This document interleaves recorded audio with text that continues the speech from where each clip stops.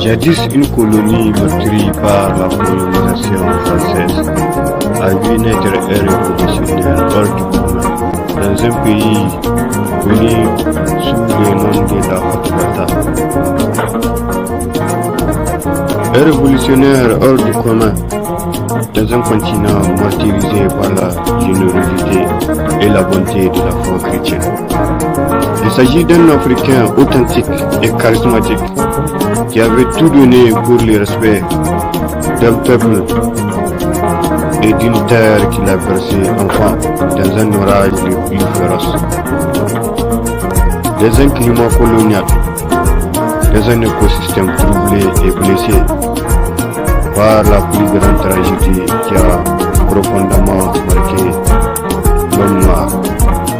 qui a profondément marqué l'économie américaine, qui a profondément marqué le mode de vie de la France et qui a profondément altéré la civilisation européenne,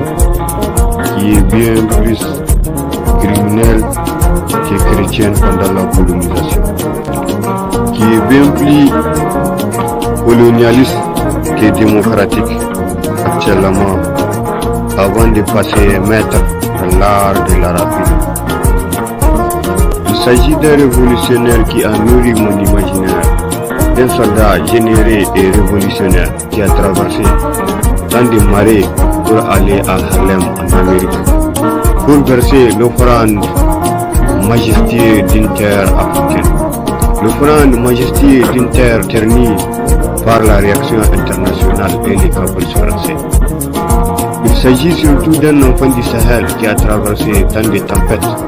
pour mener sa barque à l'ONU afin de plaidoyer la cause d'une terre opprimée par un instinct animal, par un instinct d'une contrée lointaine et moralisatrice des valeurs humaines, des droits de l'homme et bien d'autres slogans. Il s'agit en effet d'un enfant burkinabé qui a manifesté sur l'attentat de la bête qui se cache derrière les membres permanents du Conseil de l'insécurité de l'ONU. Il s'agit aussi et surtout d'un vaillant révolutionnaire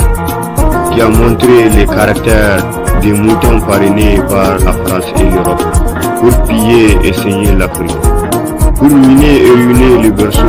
de la francophonie, pour miner et ruiner les berceaux de l'humanité.